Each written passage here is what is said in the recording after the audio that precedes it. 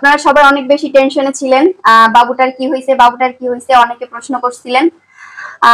আলহামদুলিল্লাহ আমরা বাবুটাকে পাইছি। বাবুটার বাবা হচ্ছে বাবুটাকে চুরি ছিল, আমার বোনকে শায়েস্তা করবে বিদায়।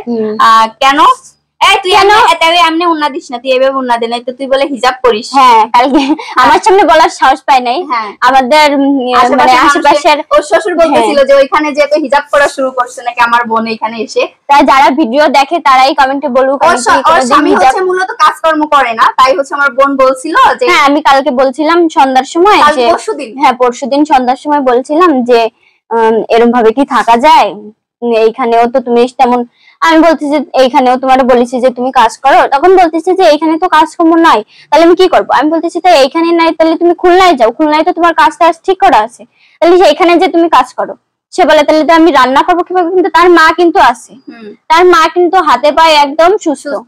মানে এই 6 বছর ধরে আমার বোনকে টর্চার করছে, আমার বোনকে মারছে, সবকিছু আমার কাছে প্রমাণ আছে, বুঝছেন? তারপরে আবার বলে কি আমরা নাকি আমার বোনের সংসার করতে দিচ্ছি না। এই একটা কথা বলি, আমার বোনকে যদি আমরা সংসার করতে না দিতাম, তাহলে এই যে বাচ্চাটা নিষ্পাপ শিশুটারে জন্ম দিছে কিভাবে দিত? তাহলে যখন তুমি ভাগায় নিয়ে গেছিলা, তখনই আমরা চাইলে আমার বোনকে ফেরত নিয়ে আসতে পারতাম, ওইটুক ক্ষমতা আমাদের হাতে ছিল। আচ্ছা যাই হোক, পপির হাতে কিন্তু একটা পপির ক্রিম লাগাচ্ছে, বুঝছেন? এটা কি জানেন? যাদের হচ্ছে আন্ডার আর্মস এর নিচে অনেক বেশি কালো, গলার নিচে অনেক বেশি কালো, তারপরে হচ্ছে আরো অনেক জায়গায় অনেক বেশি কালো থাকে, যে সকল আপুদের এবং ভাইয়াদের, আপনারা কিন্তু চাইলে এই যে এই ক্রিমটা অর্ডার করে ফেলতে পারেন। এই ক্রিমটা হচ্ছে আপনারা পেয়ে যাবেন নুসরাত ক্যানভাস ফেসবুক পেজে, হোয়াটসঅ্যাপ নাম্বারটা আপনাদের দিয়ে দিলাম। তুই কালো, তুই আগে ফর্সা হ।